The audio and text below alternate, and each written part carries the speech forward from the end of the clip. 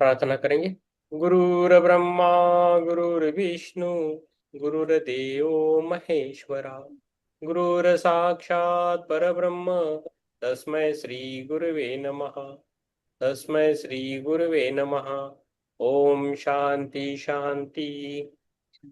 प्रार्थना करेंगे। Universal O hidden life Fluid and light, vibrant in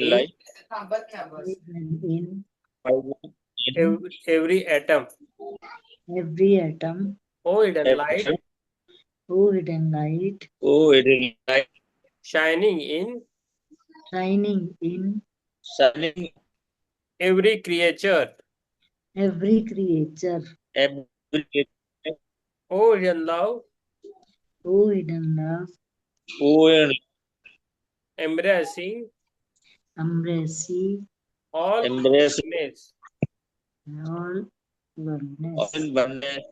may each May each who, who feels himself who feels himself as one with thee as one with thee, know, know he is know he is also also one with one with every other। every other. आज yes thank you.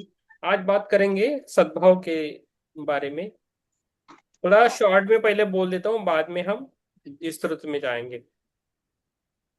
सद्भाव आत्मा की स्वाभाविक सुगंध है।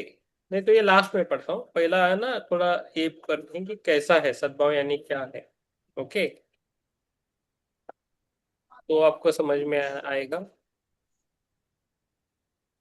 प्रिय masters, आज हम एक ऐसे विषय पर मनन करने जा रहे हैं जो मानव जीवन को भीतर से बदल सकता है। ये विषय है सद्भाव। साधारण शब्दों में सद्भाव का अर्थ है सबके प्रति शुभ भावना रखना, प्रेम रखना, सम्मान रखना और किसी के प्रति द्वेष न रखना। परंतु आध्यात्मिक दृष्टि से सद्भाव इससे भी कहीं अधिक गहरा है। ये केवल व्यवहार नहीं, ये चेतना की अवस्था है। ये मनुष्य के भीतर जागने वाली ये दिव्य भावना है जो उससे, स्वयं से, समाज से और परम सत्य से जोड़ती है। अच्छा है, अच्छा है। ठीक है। आज संसार में ज्ञान बड़ा है, साधन बड़े हैं, तकनीक बड़ी है, परंतु मन की शांति कम होती जा रही है। इसका मुख्य कारण है कि बाहरी विकास हुआ पर भीतर का विकास रुक गया। मनुष्य ने मशीनों को तेज बनाया परंतु हृदय को कोमल बनाना भूल गया। बुद्धि को तीक्ष्ण किया पर विचारों को पवित्र बनाना भूल गया। ऐसे समय में सद्भाव की आवश्यकता और भी अधिक हो जाती है।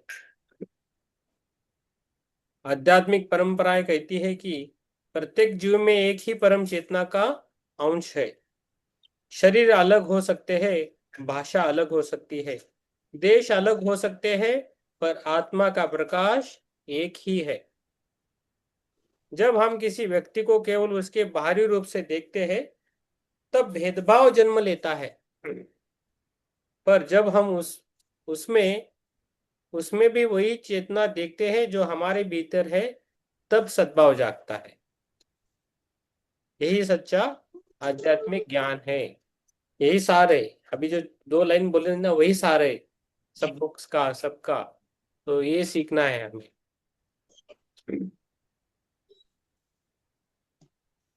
सद्भाव का पहला आधार है सम्मान। हर व्यक्ति सम्मान चाहता है, चाहे वो छोटा हो या बड़ा, बड़ा गरीब हो या या अमीर, शिक्षित हो या अशिक्षित। अर्चित। प्रत्येक हृदय आदर चाहता है।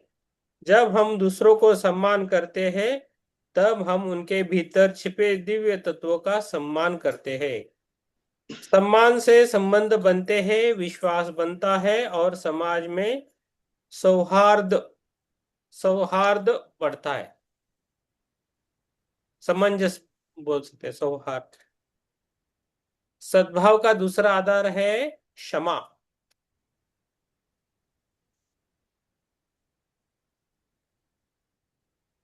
के सद्भाव का दूसरा आधार है क्षमा। क्षमा केवल दूसरों को मुक्त करना नहीं, स्वयं को भी मुक्त करना है। जो व्यक्ति मन में क्रोध और द्वेष रखता है वो भीतर से भारी हो जाता है, उसका मन अशांत रहता है। पर जो क्षमा करना सीख लेता है उसका हृदय हल्का हो जाता है। क्षमा से भीतर का द्वार खुलता है और प्रेम का प्रवाह शुरू होता होता है। है। अच्छा है। बढ़िया। तीसरा आधार है करुणा। तीसरा आधार है करुणा।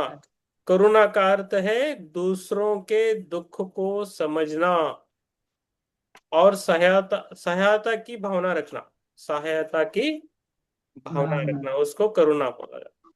करुणा मनुष्य को महान बनाती है। जहां करुणा है वहां कठोरता नहीं टिक सकती। करुणा हमें स्वार्थ से ऊपर उठाती है और मानवता से जोड़ती है। चौथा आधार है निस्वार्थ सेवा। सेवा वो साधना है जिसमें हम बिना किसी अपेक्षा के दूसरों के लिए कुछ करते हैं। सेवा से अहंकार घटता है। जब मनुष्य केवल मैं और मेरा से ऊपर उठकर हम की भावना में जीना शुरू करता है तब उसका जीवन पवित्र होने लगता है। सेवा आत्मा को चमकाती है। सेवा है वो आत्मा को चमकाती है। अब प्रश्न उठता है कि सद्भाव और ध्यान का क्या संबंध है ना। तो अब प्रश्न उठता है कि सद्भाव और ध्यान का क्या संबंध है। ध्यान मन को शांत करता है। जब मन शांत होता है तब भीतर की आवाज सुनाई देने लगती है। सामान्यतः मनुष्य का मन विचारों, चिंताओं, इच्छाओं और भय से भरा रहता है। ऐसे मन में सत्य का प्रकाश स्पष्ट नहीं दिखता। पर जब हम प्रतिदिन कुछ समय मौन से बैठते हैं, श्वास पर ध्यान देते हैं और मन को स्थिर करते हैं, तब भीतर शांति उतरने लगती है। इसी शांति से अंतर्दृष्टि जन्म लेती है। अंदर की दृष्टि जन्म लेती है। बहुत लोग इसे तीसरी आंख का जागरण कहते हैं। इसका वास्तविक अर्थ किसी चमत्कार से नहीं है। इसका अर्थ है सत्य को स्पष्ट देखने की क्षमता,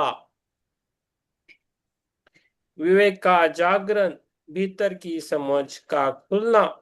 जब मनुष्य बाहरी भ्रमों से उठकर उठकर वास्तविकता को पहचानने लगता है तब कहा जाता है कि उसकी अंतर चेतना जाग रही है। तीसरी आंख का जागरण बलपूर्वक नहीं होता। यह क्रोध, भय, लोभ या अहंकार से नहीं खुलता। यह प्रेम, पवित्रता, ध्यान, सत्य और सद्भाव से खुलता है। जब विचार शुद्ध होते हैं तब बुद्धि तेज होती है। जब हृदय निर्मल होता है तब अंतर्ज्ञान प्रकट होता है।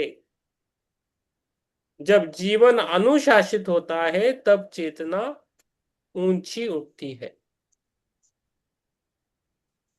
थियोसॉफिकल दृष्टि में हमें थियोसॉफिकल दृष्टि हमें बताती है कि मनुष्य केवल शरीर नहीं है, वह एक विकसित होती हुई आत्मा है। जीवन के अनुभव, संघर्ष, संबंध, सुख और दुख सब आत्मा की यात्रा का हिस्सा है। हर परिस्थिति में हमें कुछ सिखाने आती है। हर चुनौती हमें मजबूत बनाती है, हर संबंध हमें प्रेम और धैर्य का पाठ पढ़ाता है।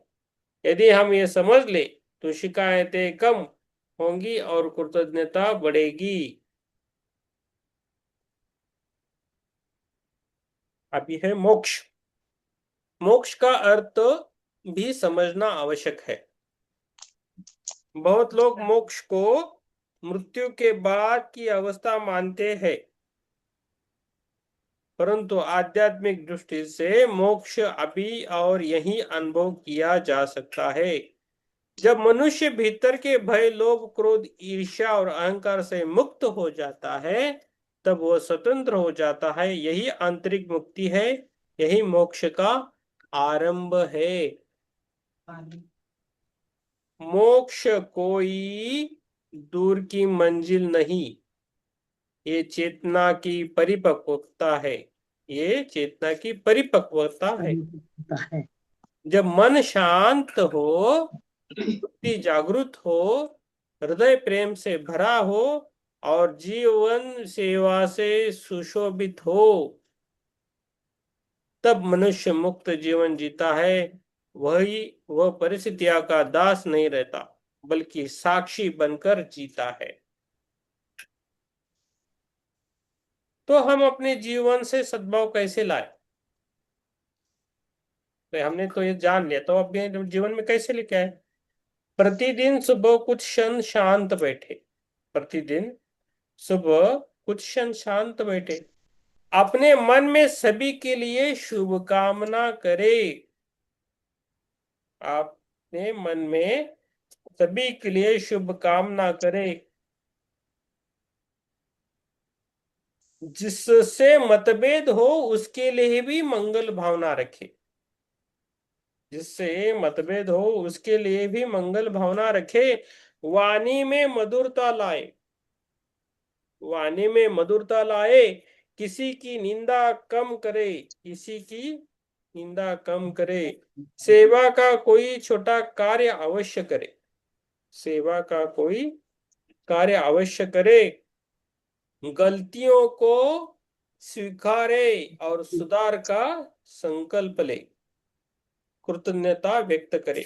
इस छोटे छोटे अभ्यासों से भीतर बड़ा परिवर्तन आता है। प्रिय मास्टर्स, संसार को बदलने का सबसे सरल मार्ग है स्वयं को बदलना, और स्वयं को बदलने का सबसे सुंदर मार्ग है सद्भाव। जहां सद्भाव है वहां शांति है, जहां शांति है वही प्रकाश है, जहां प्रकाश है वही सत्य है, वहां सत्य है, और जहां सत्य है वही मुक्ति का ठीक है। द्वार है। बहुत सुंदर। आइए हम संकल्प ले कि हम अपने विचारों में पवित्रता, वाणी में मधुरता, कर्म में सेवा और हृदय में सद्भाव रखेंगे। यही सच्ची आध्यात्मिकता है। यही जागरण है, यही जीवन की सफलता है, यही मोक्ष की दिशा है। ठीक है? अच्छा लगा? बहुत अच्छा। अच्छा है। हम्म। है ना? अच्छा है। इस बहुत अच्छा लगा सर। बहुत अच्छा लगा ना? सुबह से इसी प्रार्थना करना चाहिए जब। हम्म। इसके लिए ये भी है, और संक्षिप्त में चाहिए तो भी है। ये किस बुक से लिया आपने? ये मैंने बनाया, ये चैट जीपीटी से बनाया। हम्म, नहीं, इसलिए बुक नहीं लगता अभी। सर ये लिखवा दें सर, ये अच्छी चीज है सर। अच्छा है ना? मैं डालता हूँ, ग्रुप में डालता हूँ। ठीक है सर, ठीक है। हाँ, ये डालता हूँ, और भी है पढ़ने के लिए। अच्छी, सबसे बहुत अच्छा लगा सर आज ये। अच्छा रहा ना? अच्छा लगा, जैसे वो छू गया सर। जो है ना? हाँ। अभी इससे कविता भी है, सद्भाव के बारे में कविता भी है। सद्भाव आत्मा की स्वाभाविक सुगंध है। सद्भाव आत्मा की स्वाभाविक सुगंध है। जब मन शांत होता है तब सद्भाव प्रकट होता है। हर जीव में एक ही दिव्य चेतना विद्यमान है। दूसरों में स्वयं को देखना ही सच्चा सद्भाव है। क्षमा करने से हृदय का द्वार खुलता है। करुणा से भीतर का अंधकार मिटता है। प्रेम आत्मा की भाषा है। जहां प्रेम है वहां भय नहीं रहता। जहां सद्भाव है वहां द्वेष टिक नहीं सकता। शुद्ध विचार सूक्ष्म ऊर्जा को जागृत करते हैं। सत्य का पालन चेतना को ऊंचा उठाता है। निस्वार्थ सेवा आत्मा को निर्बल बनाती है। निस्वार्थ सेवा आत्मा को निर्मल बनाती है। मौन से ईश्वर की ध्वनि सुनी जाती है। ध्यान से मन की तरंगे शांत होती है। शांत मन में अंतर्ज्ञान जागता है। अंतर्ज्ञान ही भीतर का प्रकाश है। जब अहंकार घटता है ज्ञान बढ़ता है। जब लोभ मिटता है आनंद प्रकट होता है। जब क्रोध शांत होता है प्रेम बहता है। हर श्वास में दिव्यता का स्मरण करो। हर कर्म को पूजा समझ कर करो। हर व्यक्ति को आत्मा मानकर सम्मान दो। वाणी में मधुरता रखो। दृष्टि में पवित्रता रखो। विचारों में उज्जवलता रखो। हृदय में सबके लिए मंगल भावना रखो। अपने भीतर के साक्षी को पहचानो। तुम शरीर नहीं शुद्ध चेतना हो। तुम सीमित नहीं अनंत प्रकाश हो। भीतर का नेत्र ज्ञान से खुलता है बलपूर्वक नहीं। सच्ची जागृति प्रेम विवेक और साधना से आती है। मुक्ति बाहर से नहीं भीतर की पहचान में है। जो स्वयं को जान लेता है वही स्वतंत्र होता है। सद्भाव से जीवन पवित्र बनता है। सद्भाव से आत्मा परम शांति का अनुभव करती है। अच्छा है ना ये भी। बहुत अच्छे। अच्छा ये ये भी हम डालेंगे फिर इसको, है ना। अच्छा है। हम्म।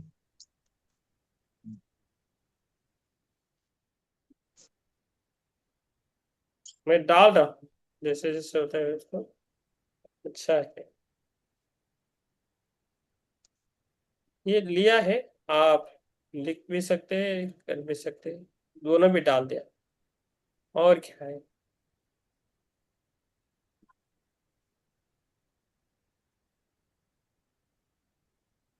छोटा सा एक है।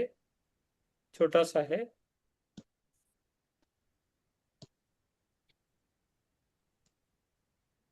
आज का हमारे प्रिय मास्टर्स आज का विषय है सद्भाव। सद्भाव केवल अच्छा व्यवहार नहीं बल्कि चेतना की ऊंचाई है। जब मन में शुभ भावना होती है तब जीवन बदलने लगता है। सद्भाव हमें अपनी वास्तविक स्वरूप के निकट ले जाता है।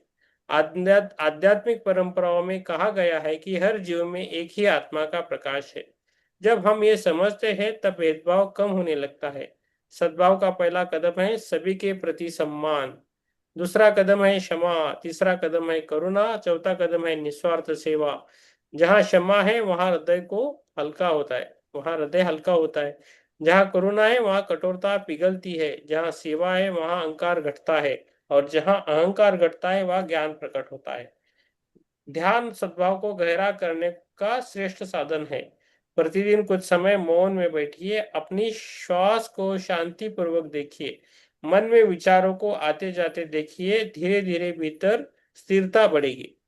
इसी स्थिरता में अंतर्दृष्टि जन्म लेती है। कई लोग इस तीसरी आंख का जागरण करते हैं। इसका गहरा अर्थ है सत्य को स्पष्ट देख पाने की क्षमता। ये कोई चमत्कार नहीं बल्कि चेतना की परिपक्वता है।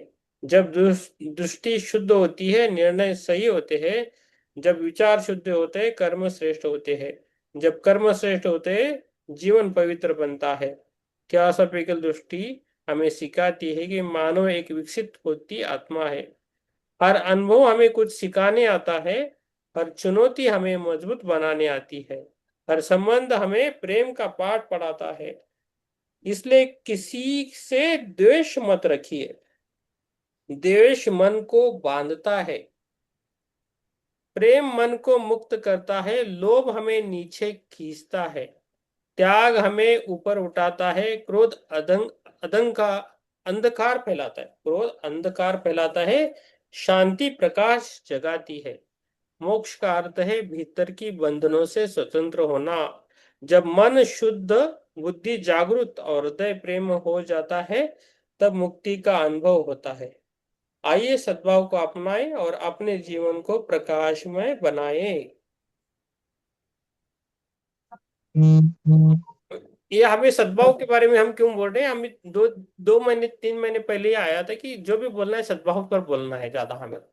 आज उसकी बहुत आवश्यकता होगी, यस। है ना? तो मैंने इंस्टाग्राम फेसबुक पर भी डालने लगा हूँ अभी। पहले मराठी हिंदी में डाल रहा हूँ, देखेंगे कैसा उसका होता है।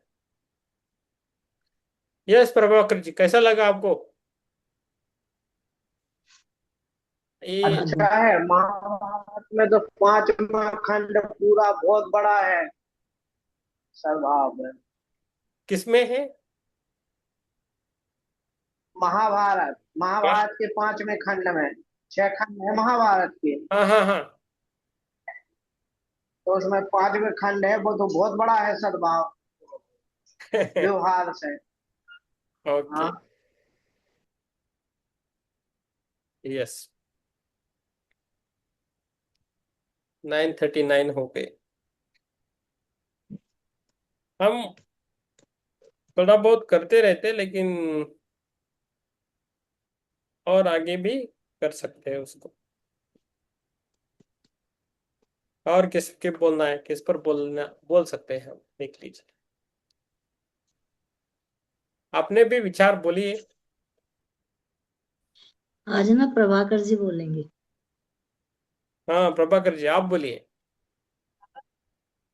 अनंत बोलो, आपने अनंत शब्द का प्रयोग करो ना वो पंक्ति में।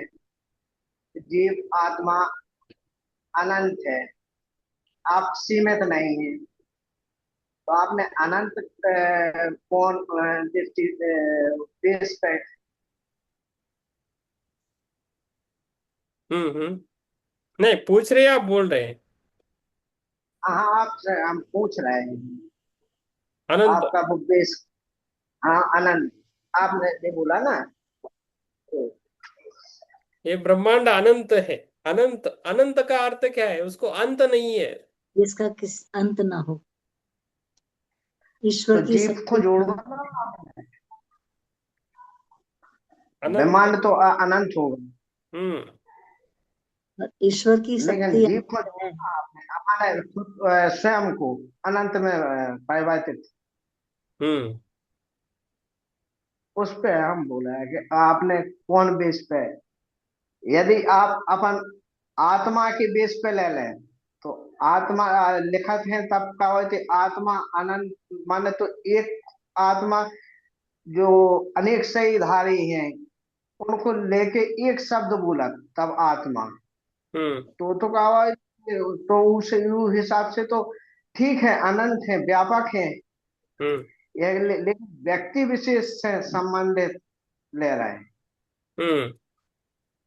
तब का आवाज अनंत नहीं है। अनंत आत्मा, उसके बारे में बोल सकते हैं। मैं डाला हूं, देखते हैं क्या हाँ। आता है।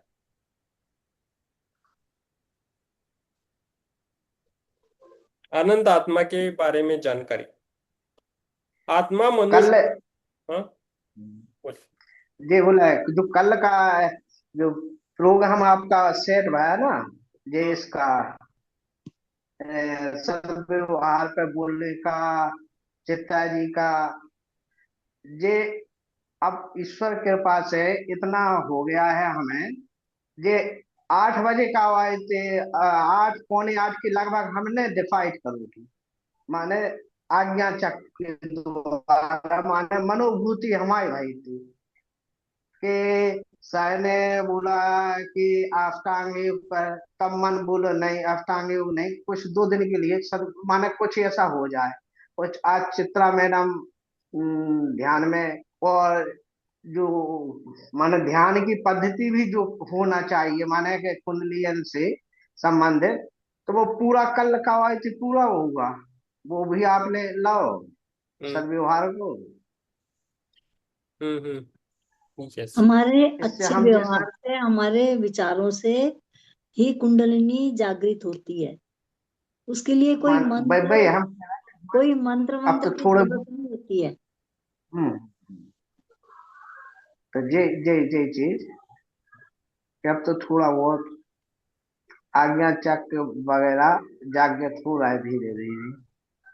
हम्म मानो वही तो होना है। हाँ, पुस्तक को तो ज्ञान काफी कुछ है। यस। देख लो, पुस्तकें बहुत है, बुक्स किताबें बहुत है, ज्ञान बहुत है।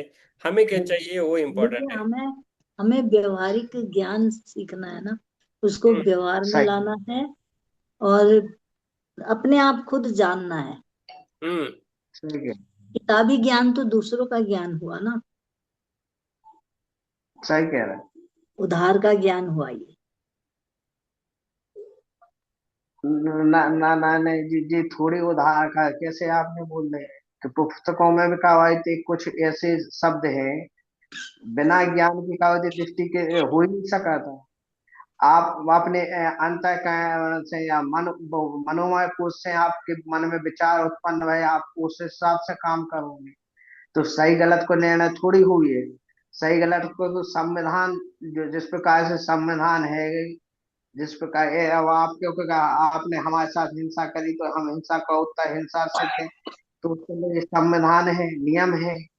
तो अब नियम के अंतर्गत कवायती जो अपने पुस्तकें हैं, उनके धर्म ग्रंथ हैं, उनके अंतर्गत हैं। तो नियम भाई यही तो चीज अब इसमें आ रही। अपन कवायती आसन नियम, आहार प्रत्याहार, ये सब ये अष्टांग योग के ये सब नियम को पालन करने पड़े। बिना नियम के कवायती सीढ़ी कैसे चढ़े? हर एक चीज के हो ही नहीं सका। हम्म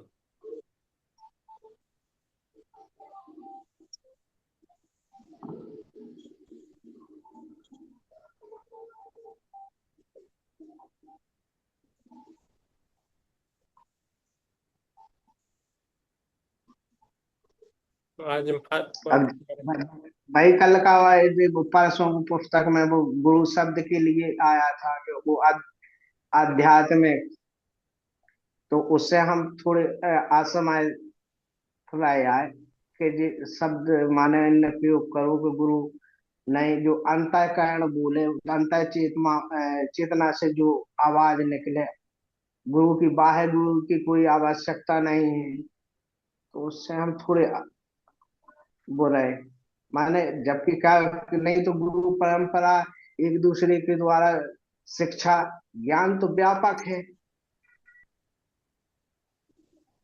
सही है। हाँ, बोलिए, अच्छा बोल वो रहे तो कहीं से भी ले सका। अंतःकरण उतना जागृत है नहीं है, कौन सा निर्णय हम गलत ले रहे हैं। एक सहनिधि तो बहुत जरूरी है।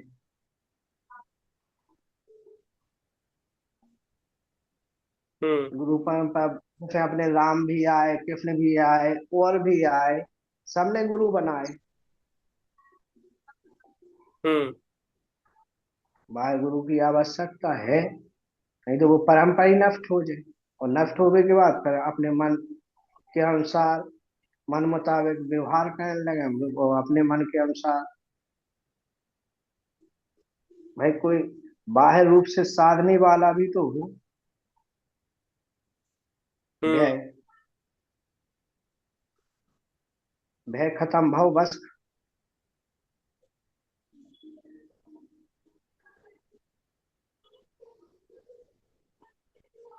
थोड़ा अच्छा है। थियोसॉफी में मास्टर्स कौन है? मास्टर्स किसको बोला जाता है?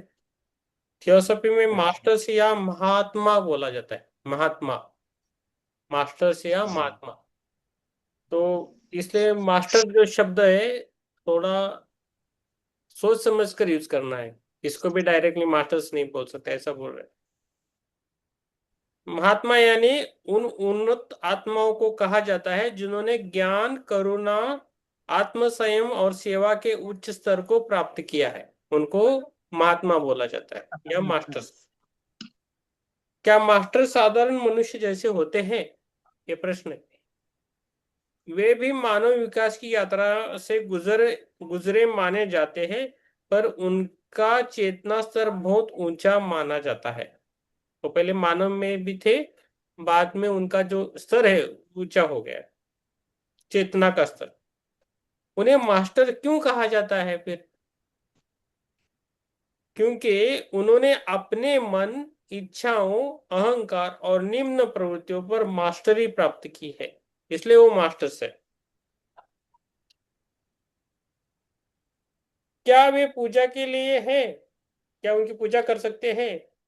थियोसॉफिकल दृष्टि में उनका सम्मान किया जाता है, पर अंधभक्ति नहीं सिखाई जाती। प्रेरणा और आदर्श पर बल दिया जाता है। क्या मास्टर सबको दिखाई देते हैं? थियोसॉफी का जोर चमत्कारों से अधिक चरित्र, ज्ञान और सेवा पर है। नहीं, क्या वे सबको दिखाई देते हैं? सामान्यता नहीं, उन्हें बाहरी रूप से देखने की अपेक्षा उनके गुणों को समझना अधिक महत्वपूर्ण माना जाता है।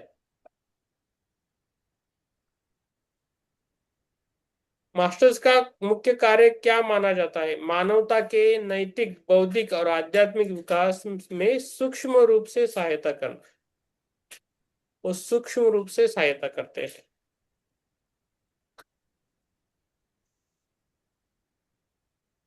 प्रसिद्ध मास्टर्स कौन है? थियोसॉफिकल साहित्य में मास्टर मौर्य है, कुट हुमी है और दज्वल खुल जैसे नाम मिलते हैं। क्या ये ऐतिहासिक व्यक्ति है या प्रतीक? उत्तर है, विभिन्न लोगों की अलग मान्यताएं। कुछ उन्हें वास्तविक उन्नत गुरु मानते हैं, कुछ उन्हें आध्यात्मिक आदर्श के प्रतीक रूप में देखते हैं।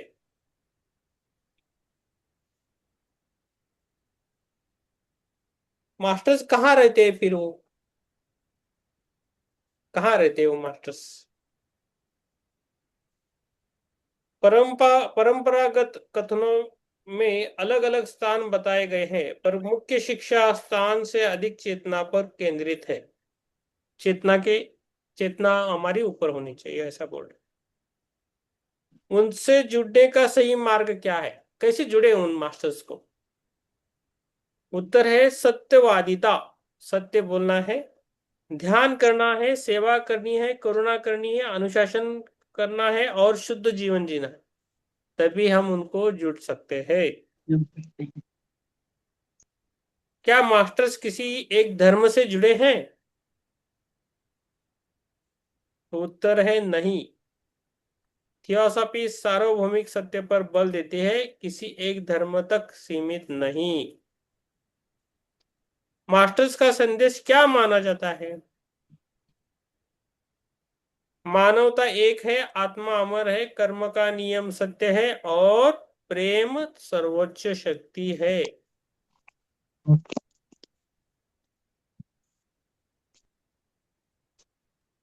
क्या मास्टर से डरना चाहिए? नहीं, उनका विचार करुणा, ज्ञान और सद्भाव से जुड़ा है, भय से नहीं।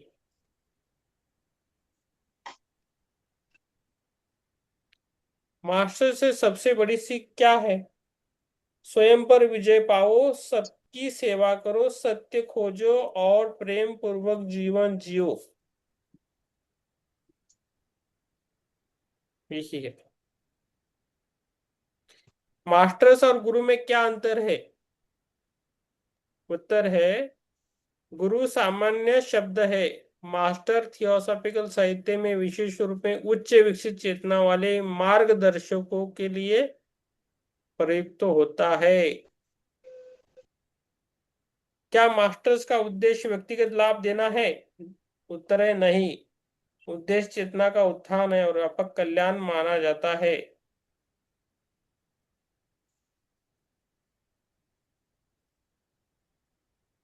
ये है मास्टर्स के बारे में।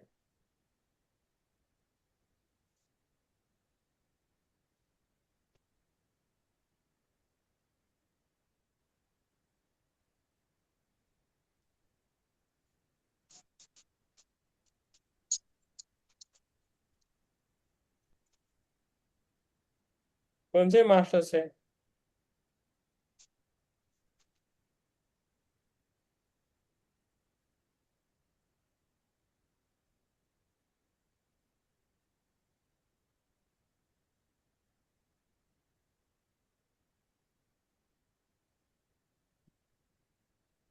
उनका रोल बहुत बड़ा है, वो अलग अलग है। यस।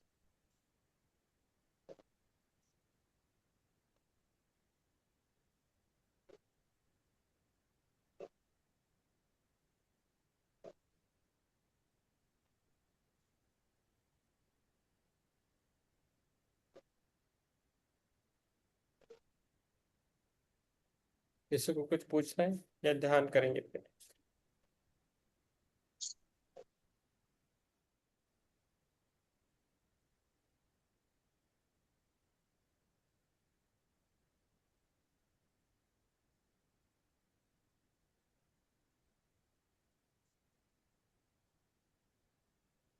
ध्यान के लिए बैठेंगे फिर? कृष्णकर जी को तो नींद आ गई, हाँ। वो तो सोए पड़े तब से। यस, मुझे मुझे भी बहुत थकान आती है एक्चुअली। नींद कभी कभी नहीं होता है मन। श्रेयान डागा जी का करें फिर ध्यान, हाँ, वो अच्छा रहेगा। अच्छा रहेगा। सबको थैंक यू, धन्यवाद, शुभ रात्रि, आराम से। शुभ रात्रि सबको, धन्यवाद।